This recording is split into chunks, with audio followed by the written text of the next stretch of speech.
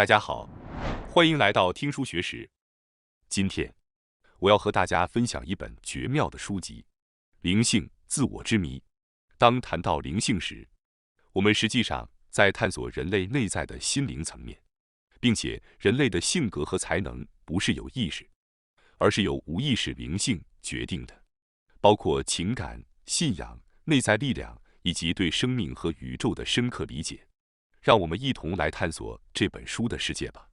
今天的目录如下：不好看的外表是否注定不幸？解释了8种人格特征，这些人格特征影响着我们人生的成功与失败。那么，让我们迅速开始吧。从第1章“不好看的外表是否注定不幸”，为了让大家更容易理解，我想先谈谈这本书的结论。每个人都有不同的性格，但我们知道，这些性格可以归纳为几个基本要素。心理学将这些基本要素称为5大性格特质，即外向内向性、尽责性、亲和性和神经质性以及经验开放性的5种人格特征。这些基本要素大多受遗传和童年环境等因素的影响，是我们无法改变的。我们的性格大部分都是无法通过自己的意志改变的。这本书的结论是要在无法改变的个性基础上，找到能够充分发挥其优势的领域。这本书告诉我们，找到适合自己发挥的领域是非常重要的。既然我们不能随着环境改变自己的性格，那么我们就应该找到适合我们的环境。很多人会努力改变自己的性格以适应环境，但从遗传的角度来看，这是不可能的。我们应该去寻找能够充分发挥自己原本性格优势的环境，这是非常重要的。这种思维方式对整个人生都有着极大的益处，你对它的理解和实践将直接塑造你的人生轨迹。在这本书中，心理学中的5大性格特质已经扩展到了8个要素。这8个人格特征是关于生活成功绝对重要的概念，它们由本书提出。这8个人格特征分别是：1是外向还是内向；2是乐观还是悲观；3是否具有同调性；4是否具有共情力；5稳健性；6对经验的开放性；7智商；8外貌。接下来，我会逐一详细解释每一个。首先，让我们来谈谈生活成功的8个人格特征中的第1个，是外向还是内向。近年来，随着科学和进化心理学等领域的飞速发展，我们的大脑和心灵的秘密正在逐渐被揭示。在这个过程中，一个全新而令人惊奇的心理理论正在崭露头角。这个理论就是你我每个人都是由仅有的8个要素构成的人类。在这本书中，提出了一种包含8个要素的新时代心理理论，被称为灵性理论。也许当听到灵性这个词时，会让人觉得有些神秘，但本书却选择了回归到这个词本身的语言，并以此来使用。在这里，灵性指的是将无意识和灵魂结合在一起的心理学术语。我们的自我大部分都是由无意识构成的，而意识只是其中的一部分。自我最终归根结底是由无意识和灵魂的倾向所构成的，而构成这种自我的正是先前提到的8个基本要素。在这个视频中，我们可以将这些8个要素称为8大，与心理学术语中的5大有所区别。根据灵性理论，我们的性格只是这个8大组合的结果。通过这种简单的理论，我开始思考自己的本质。我们的人格特征之一是外向还是内向，决定了我们的人生轨迹。在生物进化的长河中，所有生物都演变出了避免不愉悦感的能力。当感受到愉悦时，中枢神经会激活肌肉，使其向着愉悦的方向运动；而当感受到不愉悦时，肌肉则会朝着避免不愉悦的方向运动。这已经成为了我们动物的本能。然而，个体对于这种感觉的敏感程度各不相同，而每个个体对刺激的反应程度则决定了其是外向还是内向的性格。比如，对于刺激不够敏感的人，他们会寻求更强烈的刺激以增加愉悦感，这样的个体被认为更倾向于外向。有些人对刺激极其敏感，他们倾向于回避那些过于强烈的刺激，因此，这样的人更倾向于内向。确实，追求强烈刺激的行为通常与外向的形象相符合。比如，那些喜欢在高音量的时尚夜店中尽情狂欢，或者在公共场所与陌生人交谈的人，通常都是外向的典型代表。而避免刺激的行为则更符合内向的形象。他们可能不喜欢喧嚣的环境，更偏爱安静的地方，比如图书馆、咖啡厅。外向与内向的区别，源自于我们感官的敏感程度，这是我们天生所具备的特质。你们究竟是外向型还是内向型呢？认识自己是外向还是内向，将会对你们的人生方向产生深远的影响。现在，我们结束了对外向型和内向型的第一个解释。接下来，我们将谈论生活成功的第二个人格特征——乐观与悲观。这或许是最为人所熟知的人格差异之一。你一定曾经听到过别人说你真是个乐观的人。我们的大脑时常在回放着过去和设想着未来。那些精神上稳定的人，他们的想象往往倾向于积极乐观的方向。相反，那些神经质、容易感到沮丧的人，则更容易陷入消极悲观的思绪。这便是乐观与悲观之间人格差异的根源。大量研究表明，我们的大脑基本上是倾向于乐观主义的。根据心理学的一项著名实验，人们被问及自己的运动技能、学术能力等方面与平均水平相比如何，结果大多数人都认为自己高于平均水平。这种现象被称为高于平均效应。而这种认为自己优于平均水平的信念会引发一种乐观的心态，认为一切都会顺利进行。这种乐观主义是跨越宗教、跨越种族、跨越国界的，它是人类共同的特征，存在于各个社会之中。那么，为什么我们会如此乐观呢？因为我们的大脑深知，积极乐观的态度能为我们赢得更多的成功。各种研究都证明了，乐观的人更加健康长寿，而悲观的人则更容易生病，寿命更短。这种乐观性的益处可以通过自我实现预言的概念来解释。简而言之，我们会采取符合自己预期的行为。持有乐观态度的人通常会努力保持健康的生活方式，比如进行运动、节制饮食；而持有悲观态度的人则更容易受到自我毁灭性冲动的驱使，比如吸烟、酗酒等。相较于悲观的人，乐观的人似乎更容易在生活中获得成功。但有趣的是，我们的大脑并不擅长区分梦想和现实。当我们强烈渴望实现梦想时，大脑会错误地认为我们已经得到了所期望的东西，导致我们放松下来，不再努力。如果说乐观主义倾向于以自我为中心地解释现实，那么神经质倾向较高的悲观主义者则更可能准确地解读现实。实际上，根据科学研究，在面对各种挑战时，抑郁症患者通常比健康的人更能准确地理解现实情况。这就是说，尽管乐观主义通常被视为积极的，但却无法准确理解现实情况；而悲观主义虽然被认为是消极的，但却能够准确理解现实情况。因此，乐观和悲观并不是好与坏的区分，每种态度都有其优点和缺点。了解自己属于哪种类型，对未来的人生将会有很大帮助。我衷心希望大家能够认真思考一下，自己是乐观还是悲观。首先了解自己的态度，对未来的生活将会带来巨大的益处。现在，我们结束了对于第二个人格特征乐观与悲观的解释。在接下来的部分，我们将解释第三个人格特质同调性。作为社会性动物的人类，在出生时就具有较高的同调性。但是，为什么同调性这种个性会因人而异呢？实际上，这种差异在现代社会，特别是工业革命之后，成为了一种常见现象。人类在漫长的历史中必须与集体融合才能生存。例如，如果不遵守村庄的规则，就会被排斥出去，无法获得食物，甚至可能被野生动物捕食。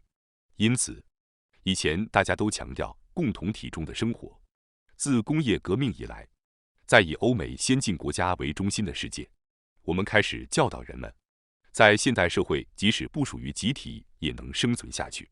在这样的自由开放社会中，即使缺乏一定程度的同调性，也能生存。正是这种社会背景，造就了一部分人选择行为和决策时较低的同调性，从而成为个人个性的一种特征。例如，如今只要有钱，我们就可以住在宽敞的房间里，去环境好的餐厅就餐，雇佣保姆做家务，而不必与他人交往。有些人开始认为，这种生活方式更好，因为不需要依赖社群关系。那么，你的同调性如何呢？现在让我们结束对第三个人格特质同调性的解释，继续下一个话题。我们将探讨生活成功的第四个人格特征——共情力。共情力看起来与同调性相似，但实际上是完全不同的。你们身边是否有那种听从别人命令，但却完全不了解别人内心感受的人呢？这样的人在社会上其实并不少。有些人可能在同调性方面表现较低，但却拥有极高的共情力。比如，他们可能会违背社会规则，但却对情感充满热情，就像一些地方的不良青年一样。在这本书中，共情力被定义为能够与他人情感产生共鸣的能力。当我们观看电影或电视剧时，看到演员流露出悲伤的表情，我们也会不由自主地被感动，对吧？这就是共情。通过这种能力，我们能够与他人的情感产生共鸣。这种共情的差异可以说是对他人情感的感知能力的不同体现。此外，共情能力与其他7种人格特征不同，其男女差异非常明显。这是一个众所周知的事实。女性通常具有较高的共情力，而男性则通常具有较低的共情力。这一点已经通过许多实验得到了证实。提到共情力，我们通常只看到它的好处，但事实上，拥有高度共情力并不意味着就一定出色。有些人的共情力非常强，甚至看到别人受伤流血都会感到自己的身体疼痛。这样的情况下，甚至站立都成了问题。这种过度的共情力在工作中并不实用。我希望大家能理解，共情力并不是简单的好坏之分，而是个体之间的差异。现在我们结束了对第4个人格特征共情力的解释，接下来我们将探讨生活成功的第5个人格特征稳健性。稳健性是一个重要的概念，它意味着珍惜当前自己和未来自己之间的区别。在生活的各种场合中，我们经常需要在短期利益和长远规划之间做出选择。眼前的美味蛋糕，如果你选择立刻享用，当然会立即感到满足，但过后你一定会后悔，因为眼前的欲望与未来保持健康体型的愿望是矛盾的。在这种困境中，我们将面临一个选择：是立即获得满足，还是选择长远的利益。这展现了我们的稳健性个性差异。稳健性可以通过经济学中的时间折现率来解释，这听起来可能有点复杂，但让我用一个简单的例子来解释。比如，你现在可以选择立即获得5000日元，或者等1年后获得1万日元。你会选择哪个呢？在这个选择中，1年后获得的1万日元代表未来价值，而5000日元则是现在的价值，因为5000日元1年后会翻倍。现如今，越来越多的人加入了 NISA， 他们的考虑不再局限于眼前的利益，而是期待未来能够获得更大的回报。起初，这种态度似乎非常出色，成功的可能性也很大，但实际情况并非总是如此。因为一个人的稳健性只有在未来有保障且可预测的情况下才会产生好处。如果1年后真的能拿到1万元，那只是在兑现了承诺的情况下，但如果承诺无法兑现，或者1年后什么都得不到，那么现在选择拿到5000日元就更划算了。因此，到底哪个更明智，并不是每个人都能预见到的。因此，稳健性并不是好与坏的二分法，而是一种个性差异。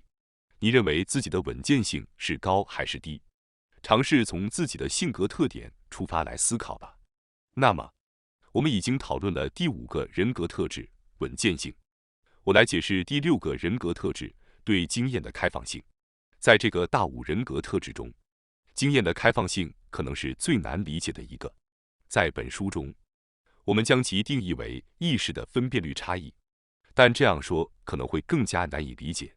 简单来说，经验的开放性高的人通常是艺术家，例如毕加索的画作，仅凭简单的观赏，很难理解其中所表达的含义。因此，能够创作这样的作品或从中得到启示的人，其意识的分辨率较低。另一方面，行政文件或法院判决等明晰的文本，不论谁读，都能够理解其中的内容。这样的文本可以说是意识分辨率较高的体现。因此，与艺术家相反，经验的开放性较低。经验的开放性的本质在于想象力。艺术家类型的人，即使意识分辨率较低，也能够通过想象力储存其中的印象。而经验的开放性较低的人，由于想象力较弱，需要意识分辨率较高才能理解事物。因此，我在这里结束了对第6个人格特质——经验的开放性的解释。接下来，我们将探讨影响生活成功的第7个人格特质——智商。在当今被称为高度知识社会的现代社会中，智商被奉为一种优秀的象征，就像被视为考试战争的象征一样。因此，那些智商被低估的人并不少见，他们可能因此错失了好的工作，被迫度过艰难的生活。但是，正如本书所述，智商并不是优劣之分，而只是人格的一种差异。通过这种思考，我们可以在除了智商之外的领域展现自己的能力。关于第7个特质——智商的解释就结束了。那么，接下来我们将谈论影响生活成功的第8个人格特质——外貌。外貌无疑对我们的生活产生了巨大影响。然而，在当今社会，谈论外貌往往被视为一种禁忌，科学界对外貌的研究也非常有限。然而，在一些关于外貌差异的研究中，得出了以下结论：第一，外表漂亮的孩子大多能更好地适应环境；第二，长相好的孩子受到的待遇比其他孩子更友好、更受欢迎，也更聪明；第三，孩子的外貌美与智力之间存在关联，这一点已经通过许多实验证实。对于这样明显的结论，许多人可能会感到不快，想要提出反驳。我完全理解这种心情。我们经常认为外貌是我们无法改变的东西，因此忽略了它对我们生活的巨大影响。然而，无论我们怎么感受，外貌都是不容忽视的现实。一项针对美国大学生的相亲实验显示，外貌的魅力是吸引他人的关键，而性格特征、男性气质、女性魅力或成绩等几乎不起作用。另一项日本的照片实验也证实了外貌对于异性约会的重要性。这表明外貌似乎决定了一切，这是一个不容回避的事实。我们不能逃避这个事实，而是要勇敢地面对它。虽然外貌在吸引他人方面起着重要作用，但我们不应该完全被外貌所定义。我们每个人都是独特而有价值的个体，我们的内在品质和真实的自我同样重要。虽然外貌可能会给人留下第一印象，但真正的连接和深层次的关系是建立在更多的东西上的。